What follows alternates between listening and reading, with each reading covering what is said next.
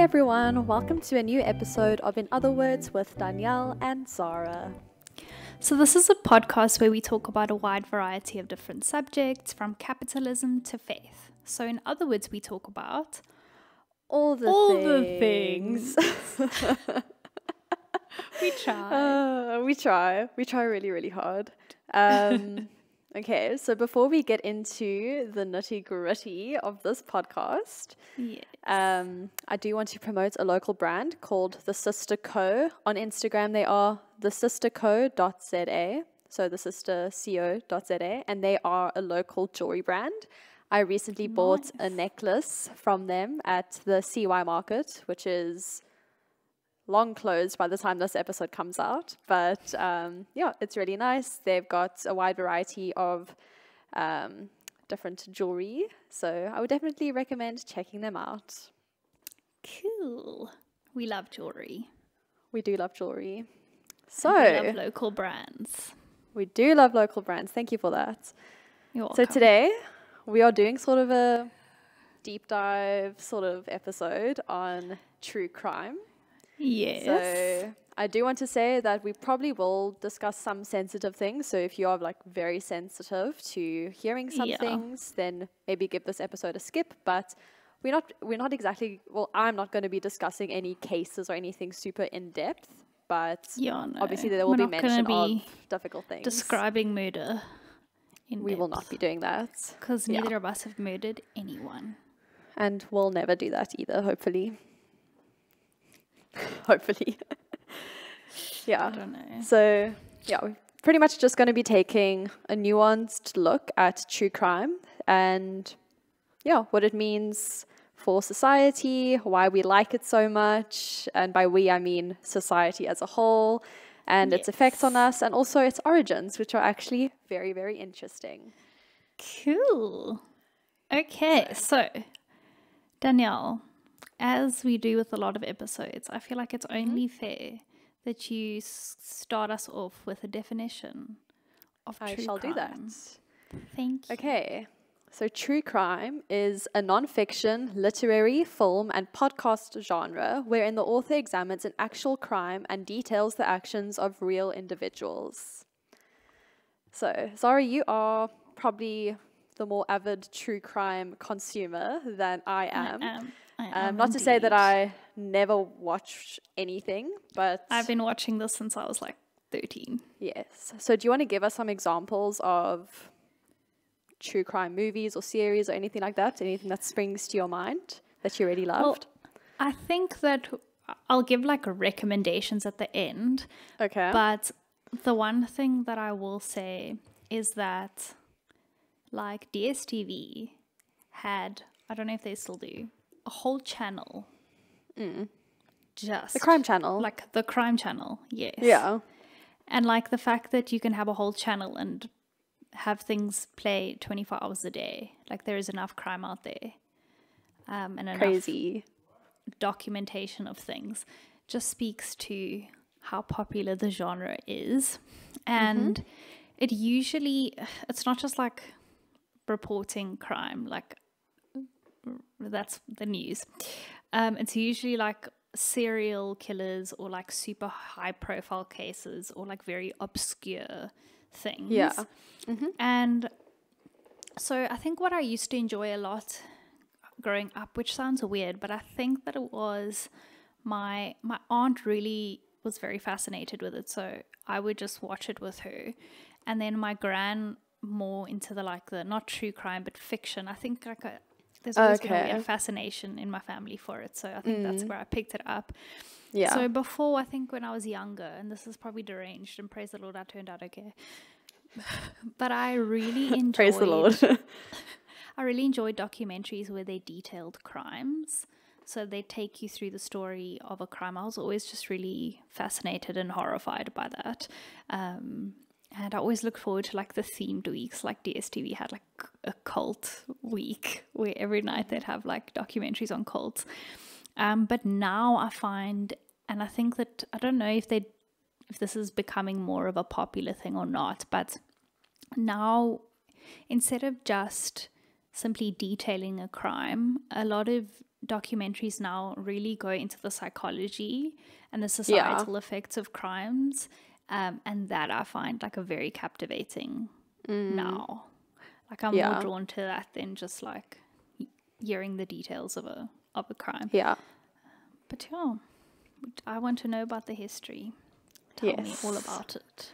Okay, so all of this information that I'm about to say is from internet sources. I did not do any primary research myself, obviously. You did not go to the library or talk to a serial killer? I did not do that. I hope I will never talk to a serial killer, but you never know. Anyone could be a serial killer. Okay. What a great way to start the episode. Exactly. Okay, so true crime has been around for quite a while. So most sources that I found have said that it sort of began in the 1500s as a genre per se. So it sort of arose with the printing press as more things started to be printed, and also as people became more literate, then they began obviously to read more. And so before, I'm just going to read exactly what I wrote here. Before written true crime became a widespread concept, dark stories and sensational crimes were typically passed around in the form of ballads. One such ballad is the, I don't know how to pronounce this, Gosport, I don't know, the Gosport tragedy, or the perjured ship carpenter, which was written in the 1560s. In this gruesome tale, a carpenter gets a woman pregnant, spends an evening digging her grave, then murders her under the guise of a meeting to plan their wedding. Her ghost then haunts him in order to get justice for her death. So that was one of the first crime ballads that people would like to read. Wow. And also between 1550 and 1700, British authors and printers produced an unprecedented number of publications that reported on capital crimes. And like I said, as literacy rates expanded and new technologies emerged, people would print these crime pamphlets, which were short, When I read unbound. that, I was quite surprised, I know. buy pamphlets. I know. And read like true crimes. Really Literally. Strange. You had to do what you had to do back in the day. Really. Anyway, these were short, unbound books of roughly 6 to 24 pages, which detailed horrific murders, and these were quite widely circulated during this era. But it's also important to note that this was mainly among the upper classes. So even though you would expect like lower class people to do this more, upper class people obviously had access more to this and were more literate than lower class people. And so much time on their hands. Yes, so much time. So yeah, they really detailed all kinds of crimes, especially things that were domestic or sex-related murders, women's criminal activities, bloody assaults, and a lot of them also included woodcuts, which illustrated the crime in detail. Oof. And do you want to tell me what you have, and then? So I didn't do much research on the origins. I did more research on why it's become like such a phenomenon. But the one thing I did see was just the fact that like a lot of its origins are also found in Asia, in like Asian culture. Oh, really? And for me, okay. I've personally only ever seen it as like something that like we are super interested in. But apparently that isn't the case. So that's very interesting. Yeah. Okay, so maybe I'll just give some more info on the crime pamphlets. Please. Yes. So the crime pamphlets were not a uniform genre from what I could tell. They varied in tone and all that kind of stuff. So, for example, some of them were state propaganda, some were more moralizing tales. Some were sympathetic explorations of criminal lives, and a lot of them also highlighted the struggles that the poor and marginalized faced. But a lot of them were like very sensationalized, obviously. And yeah, it also had like a lot of religious sort of undertones. So saying like, for example, they discussed how God's mercy had limits when it comes to the perpetrators of such horrible crimes. And yeah, a lot of them at the end of the pamphlets would have some sort of moral story. So don't do this if you don't want to end up like this, essentially. And yeah, also amongst this true crime genre, there were execution sermons that found their way into the true crime records. So execution sermons were composed to be delivered before the execution of a criminal. And those who attended the execution would hear the sermon and learn a great deal the circumstances which led the guilty party to this fate and how they must act to avoid execution. And the preachers placed emphasis on the guilty party's active choice to engage in the crime that was now resulting in the execution. And this was very popular, especially amongst execution of witches. Yeah. Oh my gosh. And yeah, there was some moral ambiguity as well, and sometimes ballads were told from the criminal's perspective, which is quite interesting. That is interesting. Yeah. And then I have some more about how, like, what it became in the 19th century. Was it that when it started moving to other print, like magazines and stuff? Because I did read a bit about that. Yeah, basically. And also, what it was called. There was one like very famous crime magazine, but obviously eventually died out. Yeah, interesting. Yeah, this is basically when like detective stories and all that became more prominent. So we had writers like Charles Dickens and William Thackeray who sort of spoke about these things. And this was also around the time in the, when was it? About like after 1829 or something like that, when more police forces actually started popping up and the like forensic studies started to emerge. So this was like looking at fingerprints and all that kind of stuff. So that made its way into like investigator stories. And yeah, it also shifted away from the pamphlets and the execution sermons and towards what's called penny dreadfuls, essays. And penny dreadfuls are exaggerated local crime stories and sensationalizing them to keep people entertained week to week. And yeah, like I said, forensics started to become more of a thing, and these scientific advances shaped the public's interests in true crime mysteries. And by the end of the century, now this is more about America, Americans were more comfortable with the concept of forensic science and more significantly with the notion of the inspector. And the decisions about innocence and guilt were no longer reliant on divine justice, but rather on human intelligence. And one of the biggest cases of this time was the Lizzie Borden case. So yeah, you guys can go check that out, but that basically happened in 1892, and it was something like this girl murdered her mother and father, supposedly, and it gained, it was basically the trial of the century, and it garnered basically like as much, if not more at the time, attention than OJ's proceedings, which was a century later. Yeah. Wow. And like what's significant about this case is just how the media handled the case, because you had different like newspapers, like the New York Times provided like factual, emotionless information, while the Boston Globe sensationalized the case with frequent references to bloody hatchets and crushed skulls. And yeah, so that's what was quite important about that case.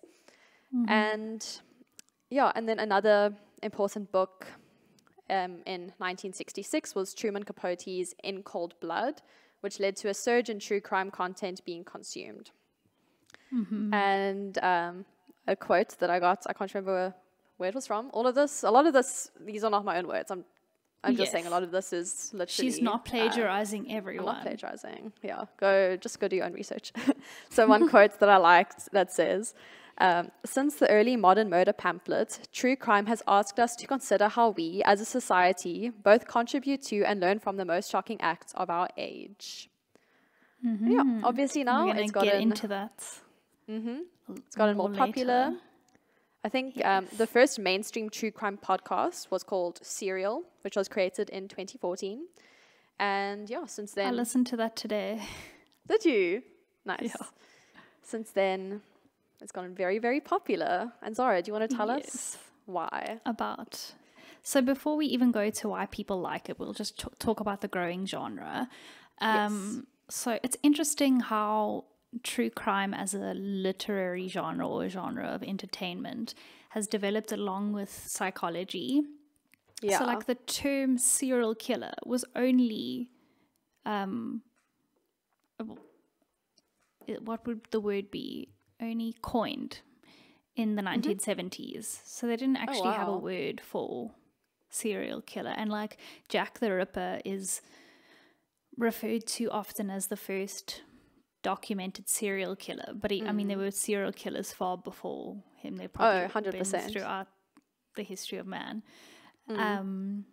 But yeah, it's just interesting that as true crime and the entertainment there has increased, then so too has research. Like a lot of research has been poured into it. And I wonder, like, would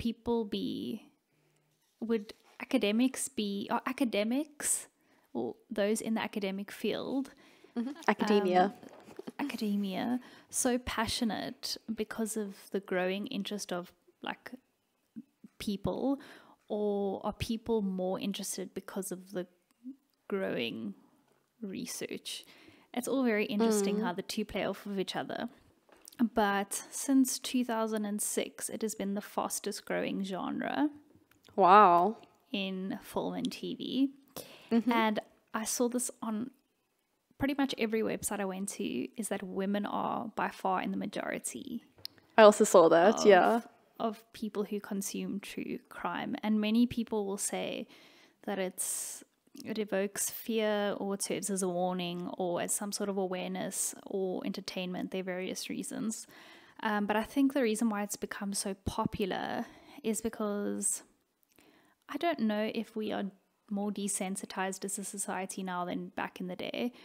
I don't know. But I will say that there is just like so much more availability, you know. Like you couldn't really watch true crime back in the day if you didn't have like DSTV, but now there are like podcasts and it's social media, it's everywhere.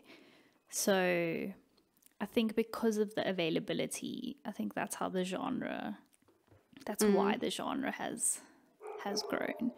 Shall we go into why, like the psychological reasons why people might be fascinated by true crime? Definitely. Cool. Okay. So, do you want to go first? Yes. So I've just literally got bullet points of all the reasons, so we can kind of just go through that. The first one is that a lot of people claim to enjoy true crime because it shows them how to avoid certain things. Yes. So avoid scams, avoid situations, see red flags earlier. So a lot of people will say that they enjoy true crime because of that, which is fair to an extent. I would say that's probably the minority of people. Like that's their sole reason for watching.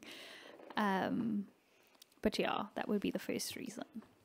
And so there's this series called Only Murders in the Building, and you can find it on Disney Plus. And basically it's about these 3 people who live in the same apartment building, and they are obsessed with this true crime podcast. And they sort of bond over the podcast. This is a fictional show about characters listening to a true crime podcast. Yes. Okay.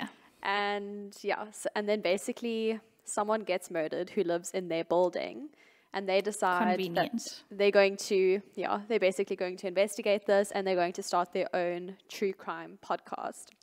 And there's something that Selena Gomez's character, I think her name's Mabel, she says, I think like in the first episode, is she has this fantasy.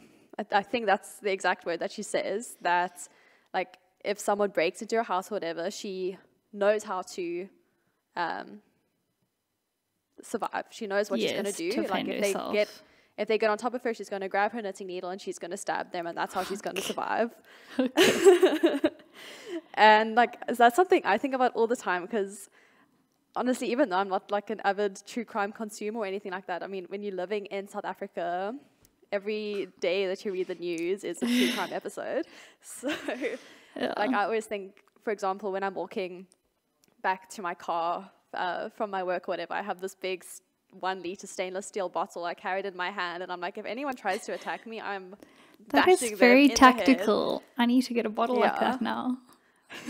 You do. Maybe Carol Boys support small businesses.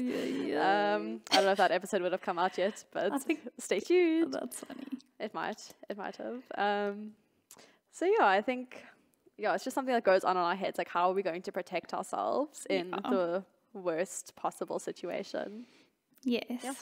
I think on that, we do really like to entertain what ifs. And I think true crime does that as much as romance movies do that. We put ourselves in the situations. But on your point of you'll watch and you'll say, but I would never do that kind of thing. I think to an extent people watch true crime because they want to feel better about themselves. So for two reasons: feel better about yourself because you are wiser and smarter and you'd never get yourself into these sticky situations.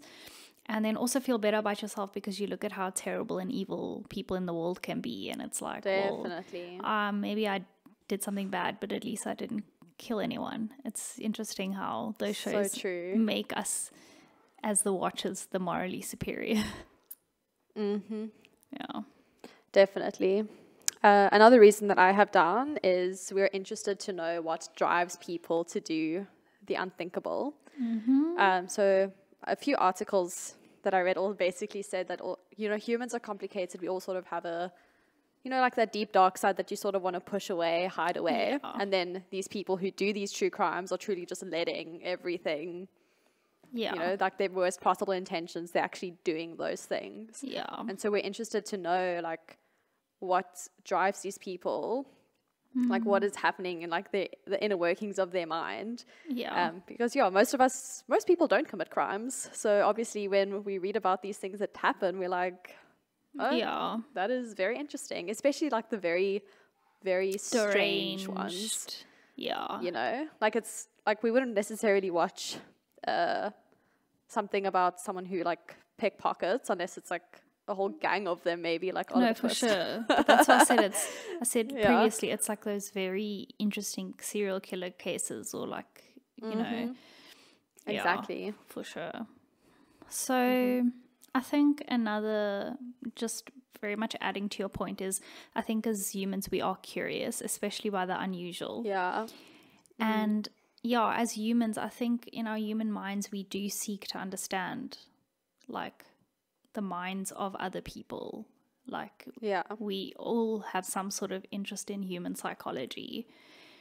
And especially me, like, it's so weird. I remember watching Desperate Housewives, and there was this boy who was like a serial killer or whatever, but like he was still like a young boy and he came from a really abusive home. And there was a stage where I was wondering, like, I wonder how I would feel about being like a therapist to someone who's committed these crimes, just to get inside their brain and figure it out. Then I realized I would be hard pressed to sit in front of someone and they talk about raping a little girl and me not want to kill them. So that thought died down quickly. Pardon the pun. But I think we really, it is like we have this innate desire for answers, for understanding, especially when it comes to other human beings. So I also had similarly is that we like to have puzzles to solve and we like to act the detective. So even like going beyond trying to understand people's brains, it's also trying to understand, like, okay, like what happened in this case, like who actually did it. Especially, like there'll be some true crime stories where you don't know who did it.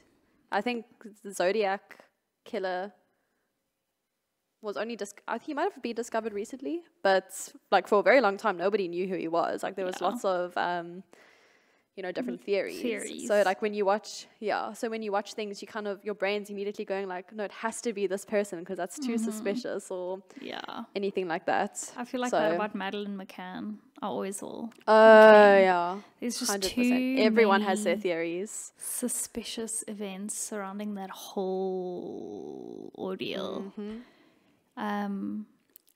Interestingly, though, I think a lot of people enjoy true crime because there is usually a resolution and it like restores your hope. Exactly. So for I also me, wrote that. the thing that keeps me up at night sometimes is I'll watch something like the Madeleine McCain stories and documentaries. And I've been following that since her parents were on Oprah. Like I said, my family were into true crime. So like for me, the fact that she was never found, like that sits with me. And like I watched a show about a woman, this guy killed her daughter and never ever told them where he buried the body, and he actually died like 2 years ago in prison. And like she pleaded with him for years and wrote him letters and said like, please, like I will not reach out to you, I will do it, please just tell me where my daughter's buried. And like he died without them ever knowing. And like those things I can't deal with.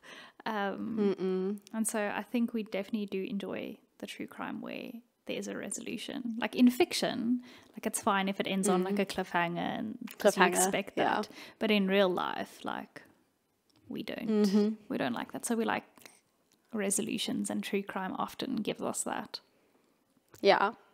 I wrote here that watching true crimes preserves a lot of people's faith in the justice system, especially when it does have a resolution. And I have like that under my pros. Found out. Nice, very nice. Okay, then I think the reason why people like it, which is kind of deranged, but I can say that I've seen this in myself, is sometimes we really like to fuel our anger. So that's why we'll go on social media and specifically look for things that are going to irritate us. But like my struggles with like women being raped or like racism, I will go find documentaries on that. Hectic. And it makes me more angry. And I'm like, why do you do this to yourself? But it's, I don't know, there's something within us, and maybe it's a good thing. Maybe we should be angry. Maybe we shouldn't be. But it's just interesting how like we willingly choose to fuel our anger. 100%. See, I can't always do that, especially when it comes to like sexual abuse or rape or things like that. Oh my gosh, because I'm already angry about it. Yeah.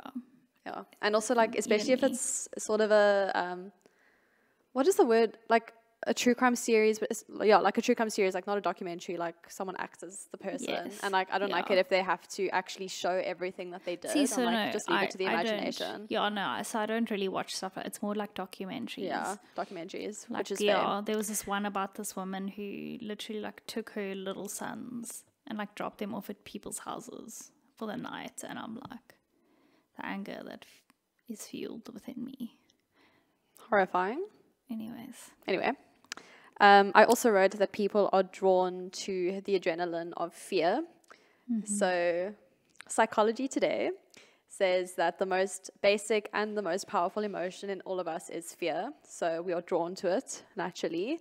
And we can't look away from the thrill of the spectacle. And I mean, you see this in the most basic everyday scenarios. Like if you're driving on the road and someone has had literally the most minor car accidents, everyone is slowing down to stop and look at the car accident, even if it's all the way on the other side of the road. People want to see a spectacle.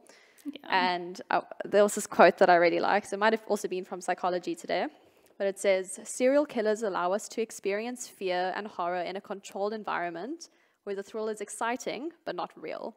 And serial killers, like stories about serial killers or true crime. So and it's in a controlled environment, which is way nicer than an uncontrolled environment.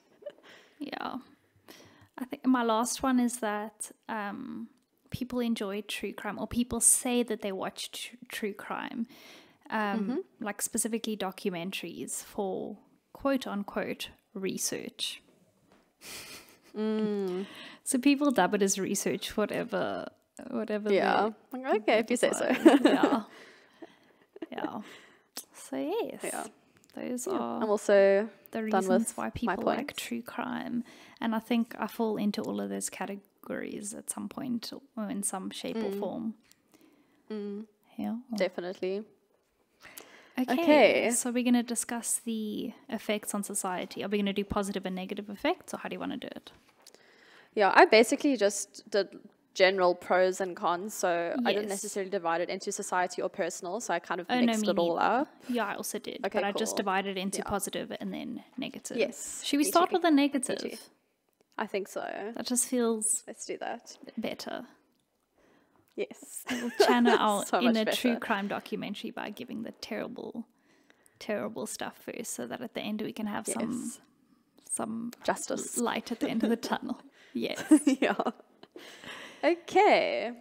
Cool. So one of the cons of true crime is that it can have negative psychological effects. Yeah, More that's my specifically, first what I one. wrote here is if you consume a lot of it, you can become very paranoid and maybe even start having intrusive thoughts. Yeah. And what one website said, like globally, crime has actually been on the decrease for decades. But when you consume a lot of true crime, you are convinced that it is getting worse. Yeah. And so, yeah, basically, you become very, very paranoid when there might not be a reason. And when I say crime has been decreasing, apparently that is not the case for Africa as a continent. So we do have reason to be scared. But the thing is, like, the crime here is more poverty, Exactly. corruption. It's a very different nature. We don't have, like, as far as I know, we don't have, like, the most sadistic, crazy serial killers. Although We have some of the friend of highest mine- percentage of serial killers. a friend of mine did tell me about some book that I need to read by someone whose surname is Labuskachny. That's the only reason I remember. Nice. Yeah, I think we'd be surprised what goes on in the townships. I think Yo. it's largely a very lawless Yeah. place for many people, unfortunately. Yeah. But yeah, obviously it's not always great to be very paranoid. And I always think, like, along with paranoia, like when I wrote intrusive thoughts, I was thinking, like, what if if you're watching a lot of things that relate to, like, the killer's perspective or something, what if you start having, like, intrusive thoughts like, oh, I could just do that right now. I don't know, that's kind of scary to me. Anyway. Yeah. So you touched on a lot of mine. So I'll just Yes. so you Just touched on, repeat anything on you want three to. of mine. So can I discuss all three quickly? Sorry. Yes. Okay, so just mental, it can be extremely bad for your mental health. Like, because at the end of the day, even though we have these resolutions, it's still not healthy, uplifting content by any means. And so often when I watch heavy things, like I need an episode of The Office afterwards. Like, I very seldom can go to sleep. They say you should do that. I very seldom can go to sleep without, like, just some sort of uplifting, a quiet time or the episode of The Office or something. But yeah, for those who are already in a negative, bad mental space, it certainly can add to that. And then, again, like you said, people become paranoid. And I read people tend to live in fear. Yeah. So whereas the intention might be, okay, now I know how to survive and avoid this, it's more like, I am so afraid to trust another human being. Exactly. And yeah, there's, what kind of life is a life where you live in fear, you know? And then the last one that's similar to what you said is I said that it can send evil people over the edge. And what's scary is this is not even just in true crime, because there are reports of people who watched the TV series Dexter, like those murderers and stuff, and have said in interviews afterwards that they were heavily influenced by that. Sure. It's pretty scary. So it is very scary when you watch these things, and it's like, it can, if you're already in, and yes, I think anyone has the capacity for evil, but there are certain people who, there's very typical profiles of people who commit certain kinds of crimes. It's generally like a missing figure in their life, or abuse, or neglect, or, I mean, you get people who've had perfect lives and also go over the edge. But some people are just sociopaths or psychopaths. yes. So like for those unfortunately. people who they already have serious, like someone who's got border personality disorder, for example, and is already having these thoughts, you watch something like this and it's like, okay, like that's what sets you over the edge. And that to actually think that that's a reality is like almost unthinkable. Awful. So Yeah. and it can just do more harm than like any other genre, I would say. Like if you hear a lame pickup line on a TV show and you use it in real life, the worst is that you will be laughed at and Yeah, it'll be a bit embarrassing. yes. So it's incredibly scary to think. Okay. So another thing I wrote is that it can cause people to become apathetic or desensitized to crime and suffering. So like you've seen worse, so this isn't that bad. And I remember there was, I don't know if it was a trend on TikTok or I just found myself there among the people making these videos, but it was basically these people who were like very interested in true crime. And they're like, the video would be like, I usually don't get bothered by murder, but, and then they would mention like this case. And I'm like, hello, like you should be bothered by murder, you know? And like I think to ever become desensitized to something like murder, like sexual assault, like anything like that, like you sort of have to realize that that's definitely not a good thing. And there has to be like a where's level the of compassion? There has to be a level of apathy when you watch something like this, if you're going to continually watch it, because you can't completely break down and fall apart every single day of your life, but you also can't act like it's nothing. And so it's scary that we manage to find the balance and many don't. So Yeah. that is scary. Okay, is it my turn? Yes. Okay, so for the most part, I would say that it doesn't really ever help victims. In fact, it more exploits those who've had like people close to them, like fall victim to crime or whatever. So especially documentaries where there aren't family members who are involved. Or like speak. Yeah. For me, that always like, I don't know. It's just like, as a family, let's just say you've gone through this like hectically devastating thing, and like for someone else to take that story and put it out for the world to see and essentially enjoy to some form, because it's a form of entertainment. Exactly. Yeah. Like that's incredibly sad. And it's like, let's just say you're 10 years down the line, because documentaries aren't made like a day after the case is solved. 10 years down the line, like I feel like it's easy to make progress and try and like come to terms with situations, but then to have it brought up again and have a whole new wave of people knocking on your door and wanting answers and wanting to ask things, like I don't know, I think it can be very, very scary and dangerous and sad. And so I always think like Ted Bundy's daughter, because you know he got his wife pregnant while he was in jail. How that happens, who knows? I mean, yeah. Scary. And like obviously the daughter changed her name and no one knows who she is. But like that's not necessarily the case for everyone. Yeah. And so just like imagine the impacts of like having to go to school and having all your school friends have watched a documentary about your sister. I know. Oh my gosh. And it's just like, to a degree, there's like, I think some people want the justice and want the awareness, but I'm sure that there are lots of people that just feel so exploited by tragedy, by their tragedy, that other people are like, have taken their story and now it's a form of entertainment. And I can't imagine that helps. And that's sad. Yeah. Yeah. So I also wrote 2 similar points. And so the one is, I think it's a negative to profit off of people's pain, especially like without the permission of family members. And like that's one of the more iffy bits about true crime. Like someone can literally just make a documentary or a series or whatever about something without like consulting a family member.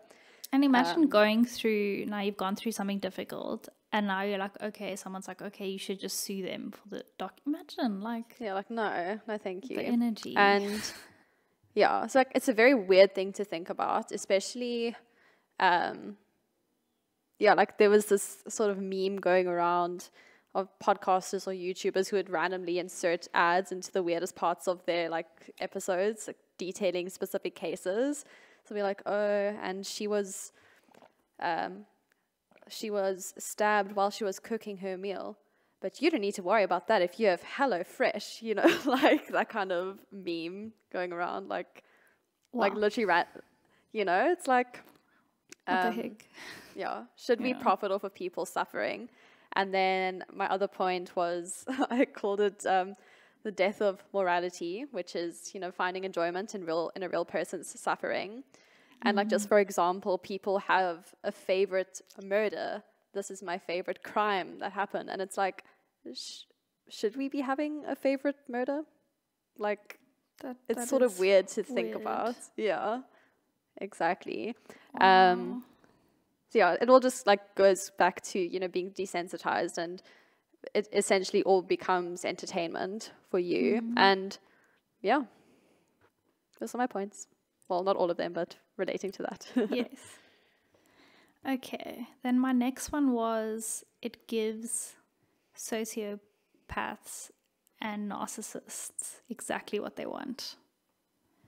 Yes. Because a lot of people commit these crimes for the attention. There's a reason why they leave, like letters at the crime scene. They want to be known as this, like, sadistic, like, serial killer. And you, like, for the most part, people who commit these crimes they gain some sort of pleasure from obviously committing these crimes, but then they get caught, and yet they continue to experience some sort of pleasure because now the world knows their name. Some people simply want to be famous, and they achieve just that. They're in prison. Everyone knows their name. They don't care because of their lack of moral compass. They do not care that, you know, they've been arrested, and people, like, quote unquote, hate them. People know their name, and that's like what's most important. And like, people have made money off of like signing book contracts in prison, and like, crazy. I look at like people have sent like love letters to serial killers. I know. There's a guy, I can't remember his name now. I'm going to chat about the documentary later, but there's this guy, and he killed his wife and his 2 daughters, like, horrendously. And he gets love letters in prison, like love letters. And like, I look at like someone like the guy who headed up the like fundamentalist Mormon group that kind of grew out of Warren Jeffs. Yes. And like, yes. Is that his name? Yes. And like, he still has contact with the world, and like, people are fascinated, and like, he's still doing damage, everything bad by being in prison. And so I don't know, I'm like, if you want to make a documentary, do it after the serial killer is like dead and gone or something. Yeah, because I always Google, yeah. And like, if I Google and see that like I watched a documentary and that person is still in prison, like, it gives me chills. Or if that person is like out of prison, which is even more hectic, it like gives me chills. I'm like, how is this possible? I know. So I just feel like it's so dangerous because it gives psycho people exactly what they want, and that just feels so unfair. Yeah, my next point was, it often results in the romanticization, the sexualization, and the glorification of seriously bad people. And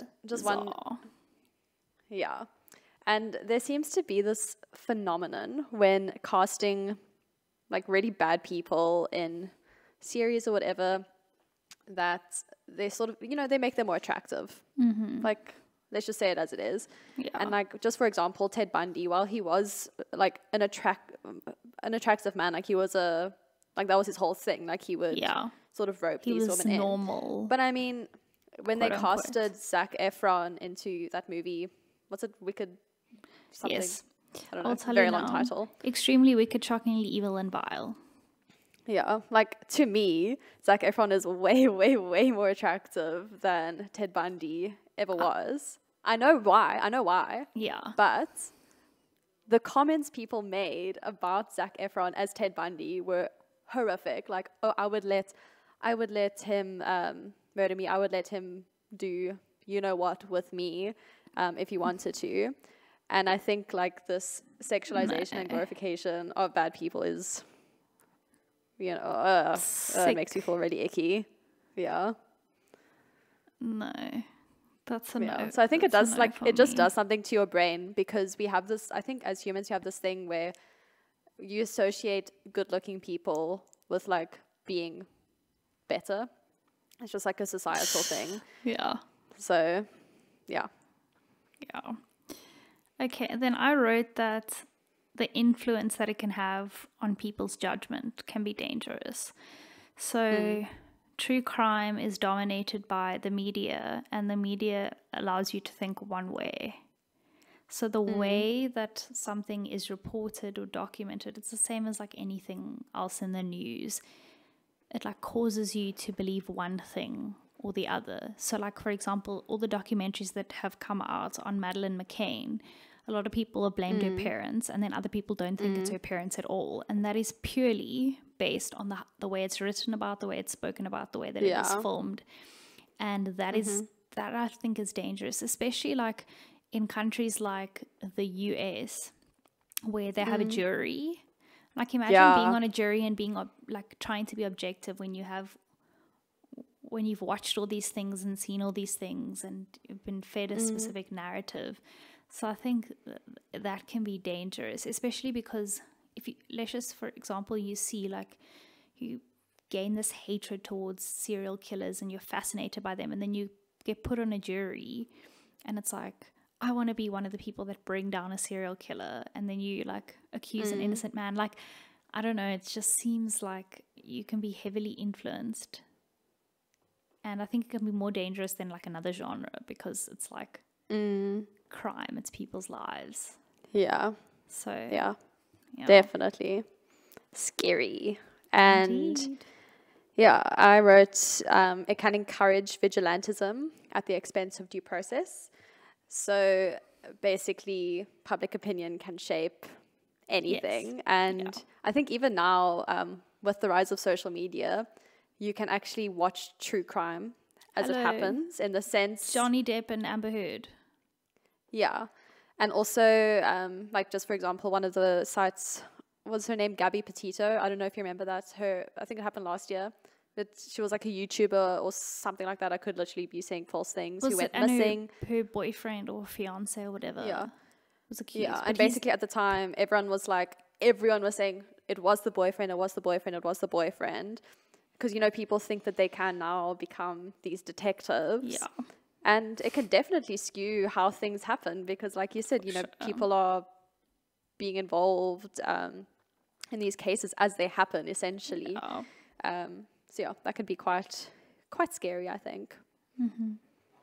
Those are all the ones I wrote under negative impact. I wrote one last thing, and basically that it can sort of lead to stereotypes that are not necessarily true, in the sense that a lot of true crime, for example, will be about victims who are maybe white women in America, where like in America, especially, victims of crime are mostly like black men, apparently. So it can sort of skew an idea of what's really happening. So yeah. It's interesting just because like women are the majority of people who watch crime documentaries, but it is a lot more common for a man to be killed by a serial killer than a woman. But the documentaries are about women, and women are the main audience. I was reading up on that. Hectic. That is quite interesting. So that's actually very true. You definitely can develop those internalized stereotypes.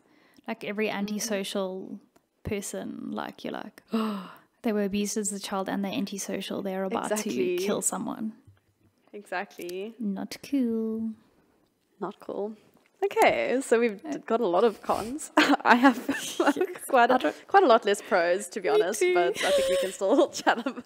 Anyway, something to think about. Yeah. But we can move on to that. So Zara, do you want to kick us off? Yes.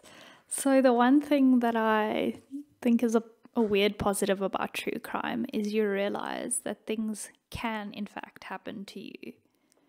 So this, you have this, it'll never happen to me. But I think the more true crime you consume, the more you realize, wow, this actually, as terrifying as this is, it's not as unusual. Like stalking. Yeah. Stalking is so much more common than you'd think. Like I Terrifying. personally know people who've been stalked. So like it's a thing.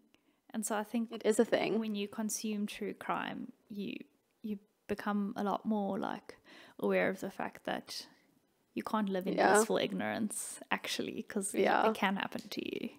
So it's weird that that's a positive, but No. Like for me, that's one of the reasons I don't always enjoy watching true crime, especially like, about stalkers or serial killers or whatever. Yeah. Like anything that happens, like anything that's very sort of gruesome, I do not like it. I don't mind fantasy things, by the way. Like I love Game of Thrones, very gruesome, but it's very different. It's different because I'm like, it wouldn't happen to me. But then with these other things, I'm like, I literally could be pulled off the street and kidnapped and kept in someone's basement. I could. Yes. Maybe that's a main character complex, but it could happen to anyone. Maybe someone is going to become obsessed with our podcast and want to kidnap us and live stream our death. We're so annoying, actually. Agreed. Like, you do not want to kidnap us. It's not worth it. No. So one of my similar points to that was that it can make you more aware of your surroundings, and while that can also be a negative in the sense that you are not trusting people, but if you sort of know what to look for in the sense of like, okay, that person maybe looks a bit dodgy, I'm gonna stay away. And like dodgy in any way, like there's no one way to look dodgy, but like, I don't know, I always feel like if you get a bad feeling about someone or something or a situation, just stay away. Yeah. In my opinion. For sure. Yeah. Cool. So I'll just piggyback off that one because it's similar. I said like you do in a sense get real life survival tips, and like we've spoken about that. So I'm not going to speak too much more about it, but like you said, you become more alert, when to trust and when not to trust, and you learn to be safe rather than sorry. So yeah. I was reading, I didn't write it down because I don't know, it was too much, but there was something like when you listen to true crime or watch true crime, there's something that happens to your neural pathways that can, I can't remember exactly, but it can actually help you to like be ready quicker in an emergency, something like that. Wow, interesting. I don't know. Go fact check me. Not that I said anything that's super in detail. Okay. So another pro is that it can give a voice to the voiceless and help to expose injustices in the world. And I think one of the key, like immediately when I wrote that down, I thought of the series When They See Us, which is on Netflix. I'm showing Danielle my notes. Awareness. Example, when they see us. We have the same. We are the same. Same brain. And we look the same. Basically, we look like twins. Sisters, actually. Yes. We were once called that. We were in high school. Anyway. So When They See Us is a brilliant series about the Central Park 5, and I would highly recommend that you go watch it if you have the capacity to watch something like that. It is very, very difficult to watch. My mom was angry with me. She's like, how can you make me watch this stuff? I'm like, lady, I'm not making you watch it. It's on the TV. Yeah. You can go in your room. I say the same thing to my mom. My mom will pick the most awful things to watch, and she's just watching it, and I'm there like, what, when you get killed by a bear? Yes, awful. But yeah, I think that was my point. Yeah, giving a voice to the voiceless, exposing injustices, and yeah, as long as it's done in a respectful way. I think there's a very fine line between raising awareness and then exploiting. Yeah, so the nice thing about When They See Us, so this is true crime but done in a fictionalized way because it's a retelling of the story.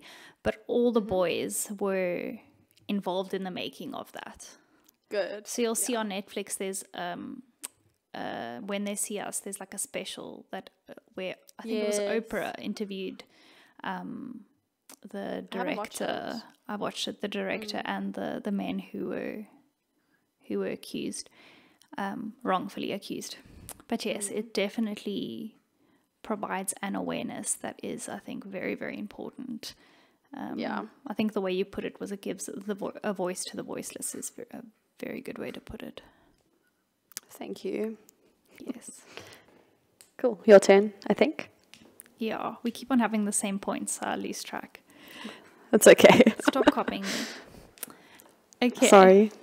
So another thing is that I said that it keeps us curious. I know that sounds like a strange thing, but I think it's good I get it. Keep yourself thinking and wanting. There's a lot of value in wanting to understand why people are the way they are. And I don't know. I think there's just, it keeps you thinking.